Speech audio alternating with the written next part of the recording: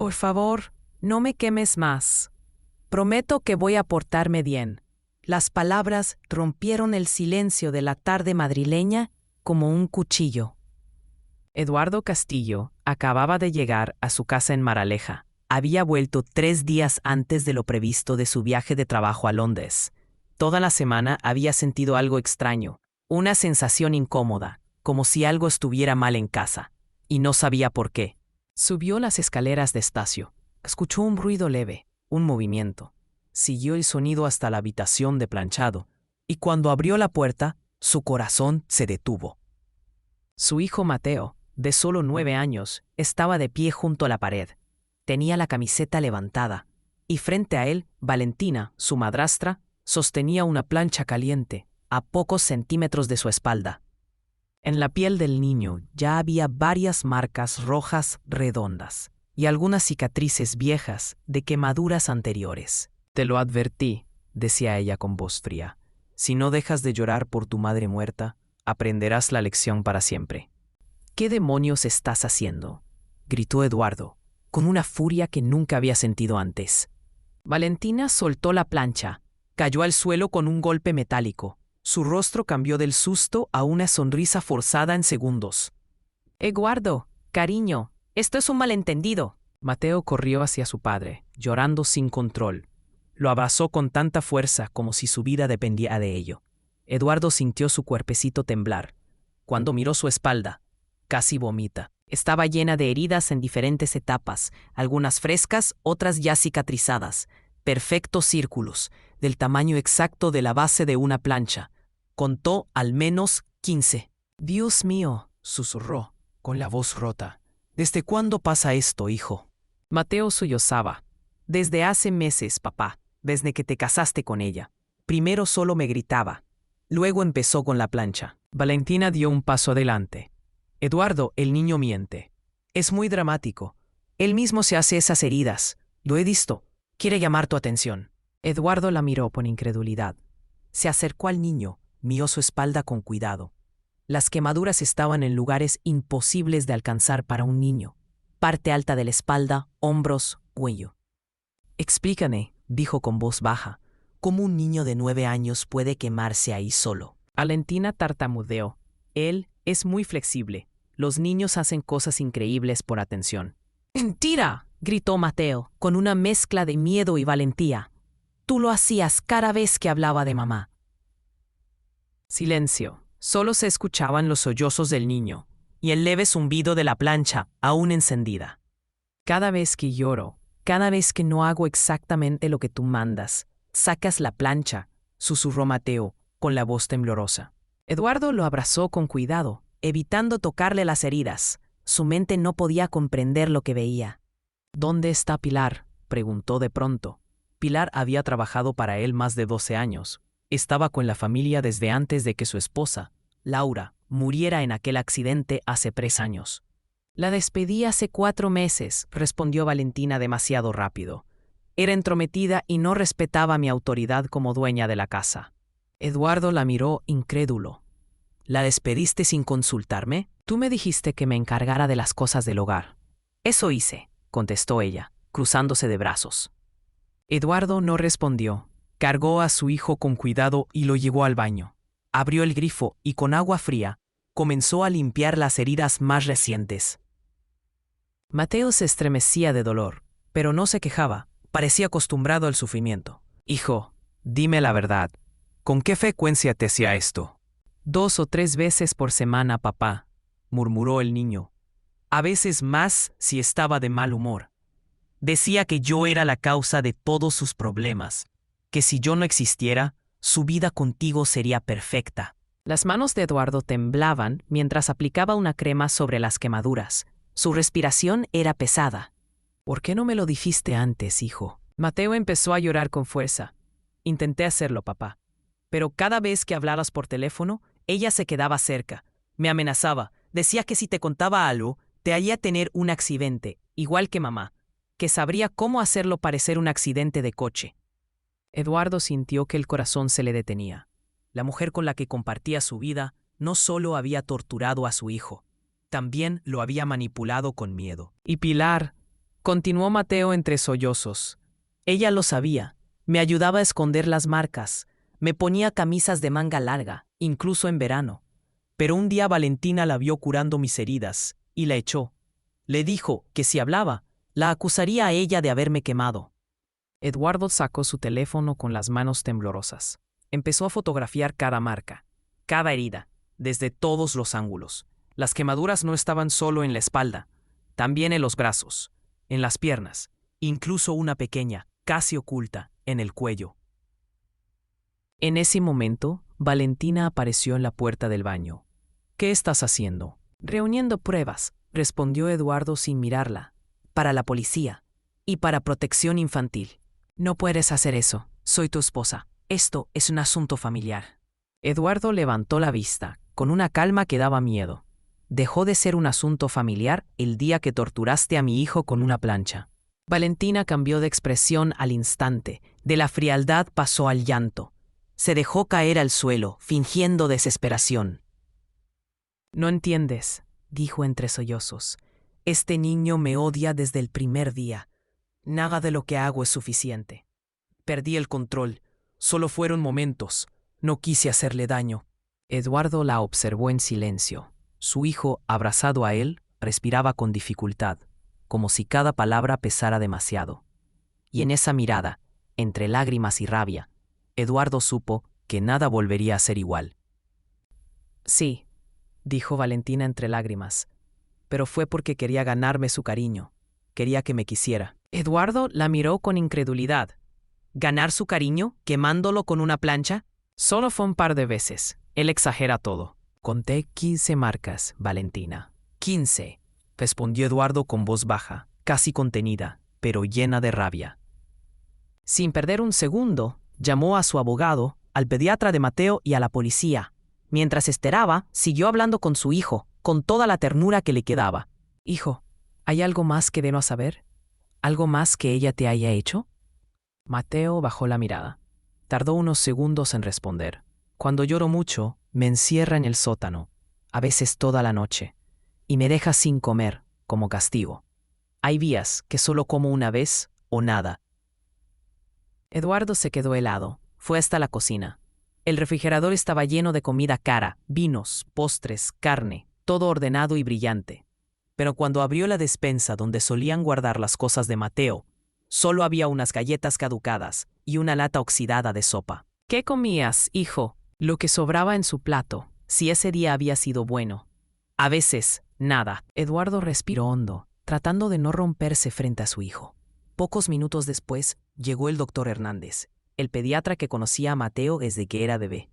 Era un hombre amable, siempre sonriente, pero esa tarde, su rostro se volvió serio en cuanto vio las heridas. Eduardo, esto no es un accidente, es tortura sistemática. Las marcas son de distintas épocas. Algunas tienen meses de diferencia. ¿Se puede saber con certeza que fueron causadas por otra persona? Preguntó Eduardo con voz tensa. Totalmente. El patrón de las quemaduras demuestra que alguien presionó una plancha caliente contra su piel, y por su ubicación, es imposible que el niño se las haya hecho solo. Mateo ha sido víctima de una agresión brutal. Valentina, de pie junto a la puerta, intentó una última maniobra. Doctor, usted sabe lo difícil que ha sido este niño desde que perdió a su madre. Siempre fue complicado. El doctor Hernández la miró con una frialdad que cortaba el aire. Conozco a Mateo desde que nació. Es uno de los niños más amables y educados que he tratado, y estas heridas no tienen nada que ver con que sea difícil. Esto es un delito. El silencio fue pesado. Solo se escuchaba la respiración entrecortada de Mateo. Minutos después llegó la policía. Al frente estaba la inspectora García, una mujer de unos 40 años, firme pero con mirada compasiva. Llevaba años investigando casos de maltrato infantil. Instaló una pequeña cámara, especial para grabar testimonios de menores. Se arrodilló frente a Mateo, con voz suave. Cariño, ¿puedes contarme con tus propias palabras qué pasaba cuando tu madrastra te quemaba? Mateo dudó unos segundos. Luego empezó a hablar con voz temblorosa. Ella decía que cada quemadura era una lección, que así dejaría de ser un niño llorón, que mi mamá se habría avergonzado de tener un hijo tan débil.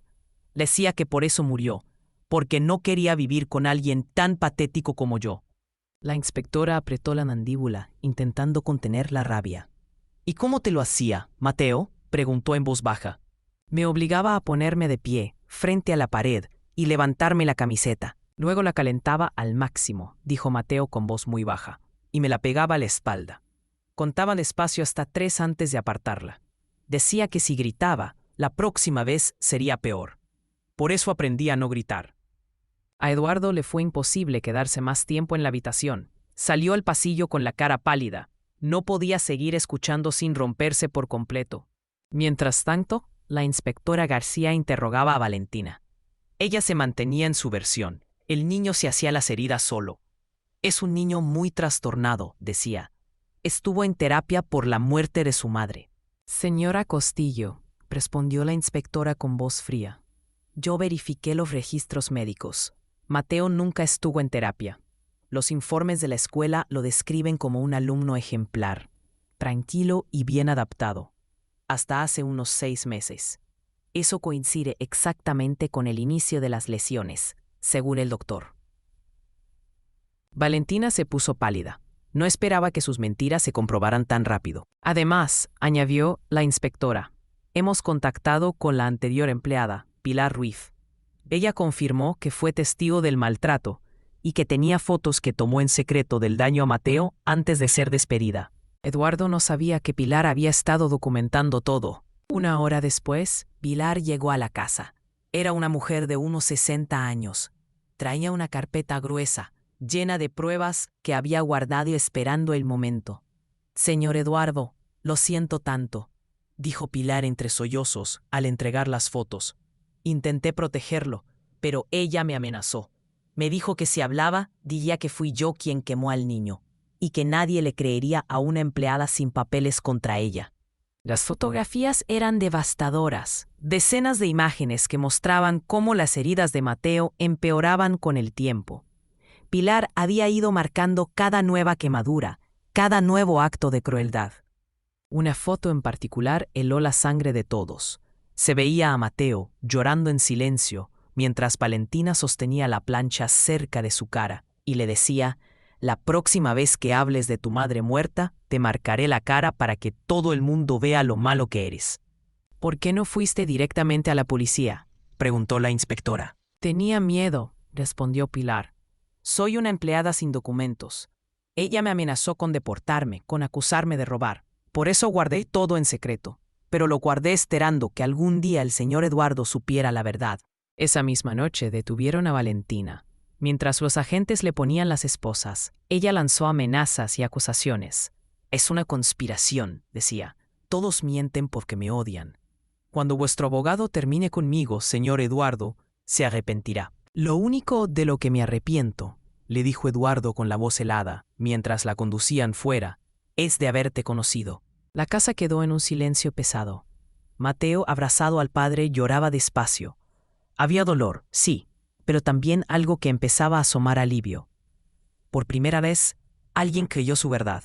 Mateo fue hospitalizado durante 4 días. Necesitaba tratar las infecciones en las quemaduras más graves y evaluar su estado de nutrición. Había perdido 8 kilos. Tenía una anemia severa y signos claros de un trauma profundo. 3 meses después, el juicio fue noticia en todo el país. Eduardo usó su influencia para que el caso se conociera. Quería que otros padres aprendieran a reconocer las señales del maltrato. Durante su testimonio, Valentina mostró su verdadero rostro. Sin un rastro de arrepentimiento, habló con una frialdad que heló a todos en la sala. Ese niño era un obstáculo. Lloraba todo el tiempo por su madre muerta. Era molesto. Las quemaduras fueron una forma efectiva de enseñarle a callar. ¿Efectiva?, repitió el fiscal, impactado. ¿Llamaría efectivo torturar a un niño de 9 años? Llámelo como quiera, respondió ella con calma. Funcionó. Aprendió a callar.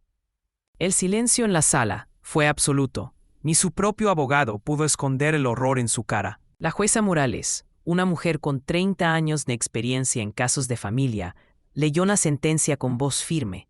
Usted representa un peligro para los niños vulnerables. Su crueldad calculada y su total ausencia de remordimiento hacen imposible cualquier rehabilitación. la condenó a 12 años de prisión sin posibilidad de libertad condicional.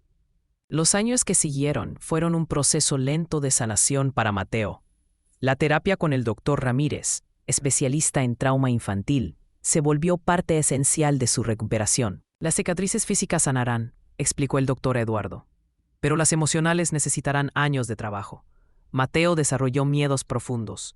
El sonido de una plancha o cualquier aparato que generara calor lo hacía temblar. Tenía pesadillas repetitivas. El fuego lo perseguía cada noche. Pero Eduardo nunca se rindió. Dejó todos sus viajes de trabajo durante 2 años. Estuvo presente en cada comida, en cada noche difícil, en cada sesión de terapia. Su amor se volvió el refugio más fuerte de su hijo. Pilar volvió a la casa, ya no como empleada, sino como una abuela adoptiva, la figura cálida y protectora que Mateo tanto necesitaba. A los 11 años, 2 años después del juicio, Mateo tuvo un gran avance. En una sesión, miró al doctor y le dijo con voz seria: «Doctor Ramírez, hoy entendí algo. Valentina quiso destruirme, pero cada cicatriz me hizo más fuerte. Sobreviví a lo peor que alguien podía hacerme. Eso significa que puedo sobrevivir a todo».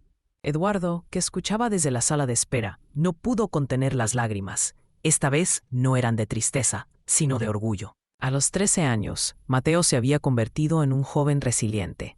Las marcas en su piel casi habían desaparecido con la terapia láser. Pero lo más importante era que había aprendido que su valor no dependía del dolor que alguien le causó, sino de la fuerza con la que eligió seguir viviendo. Las cicatrices del alma de Mateo sanaban, despacio pero con firmeza.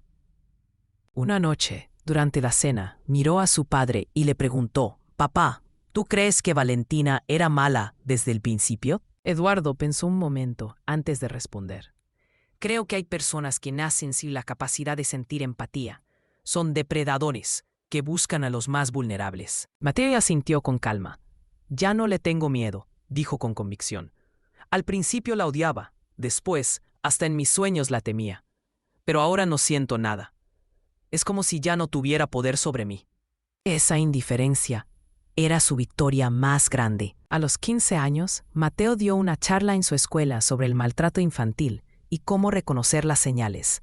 Su valentía inspiró a 2 compañeros a contar sus propias historias de abuso en casa. «Si alguien te hace daño», dijo frente a un auditorio lleno, «no importa quién sea, tienes que hablar.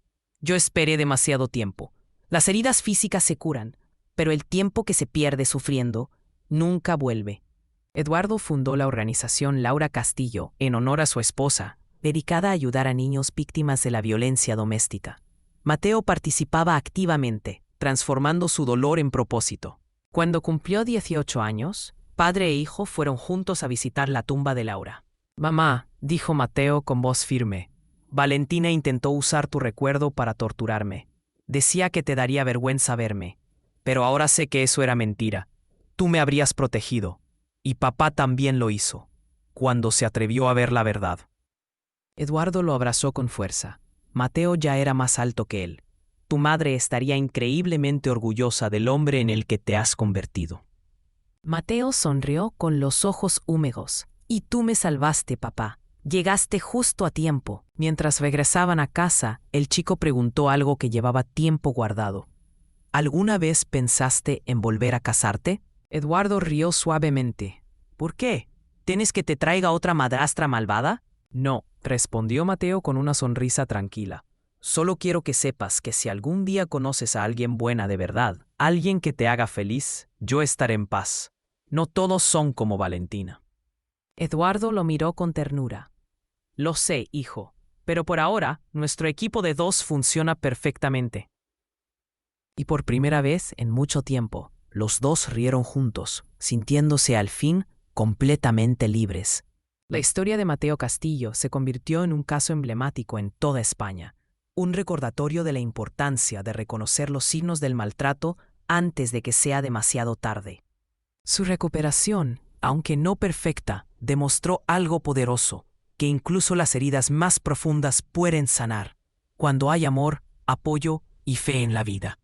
Valentina cumplió cada día de su condena, y cuando salió, a los 52 años, descubrió que no le quedaba nada. Su familia la había abandonado. Vivía sola, en un pequeño piso, sin trabajo, sin futuro, sin amor. Mientras tanto, Mateo florecía. Estudiaba medicina en la Universidad Complutense de Madrid, especializándose en el tratamiento de quemaduras y trauma infantil. Voy a ayudar a los niños, le dijo a su padre. Seré el médico que yo mismo necesité.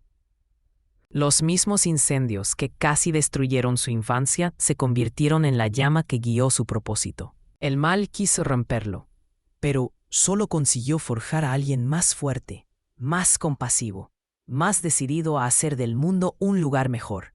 El amor de un padre venció a la crueldad sistemática. El niño roto se levantó, más resiliente que nunca, y las cicatrices que debían ser marcas de vergüenza se transformaron en símbolos de supervivencia y esperanza. Porque la luz siempre vence a la oscuridad, y el amor siempre vence al odio. Los sobrevivientes no solo sobreviven, ellos florecen y se convierten en faros que iluminan el camino para otros.